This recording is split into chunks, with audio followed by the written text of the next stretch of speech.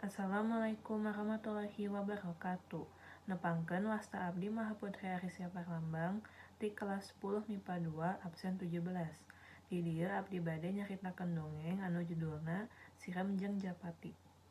Aya sirem rek nginum di sisi walungan. Keur ngarayap ka handap, manehna ti soledad. Pluk, rak-rak kana cai. Hadena caina radang nganyembep lebah dinya mah. Tapi kekeh bae ari ngojek ka sisi mah manehna teu bisaeun.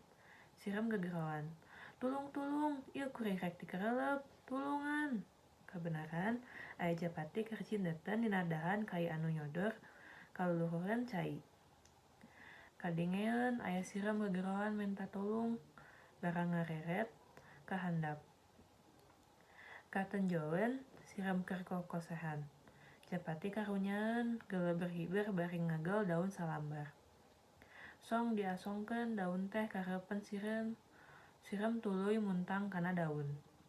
Daun ku Japati dibawa ka darat. Sok digolerkeun kana taneuh.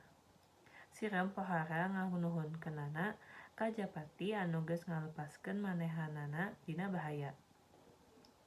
Dina hiji mangsa, Japati teh cindeuten deui dina dahan kai anu nyodor ka walungan tea.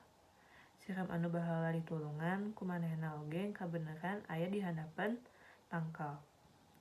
Harita di tangga jauhan, aya paninggaran nyamperkeun lempangna keut tadiepan. Teu talangkeu deui buru-buru sirem nyamperkeun Japati bari ngaharewos ka manehna. Heh Japati, buru-buru geura hiber, tua aya paninggaran keur ngintip. Paninggaran geus ngangungkang bediilna. Teu lila, Japati buru-buru geuleber hiber. Isukna, Japati papanggih deui jeung sirem. Cek Japati, nuhun pisan sakadang sirem, kuring geus ditulungan ku anjeun, lepas tina balai.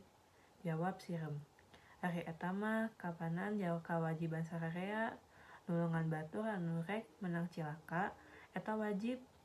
Komo ieu mah kuring ayeuna hirup keneh teh lantaran geus ditulungan ku sampean. Tah kitu cenah lalakon Sirem jeung Japati anu akur jeung silih tulungan. Sakitu wae dari abdi. Wassalamualaikum warahmatullahi wabarakatuh.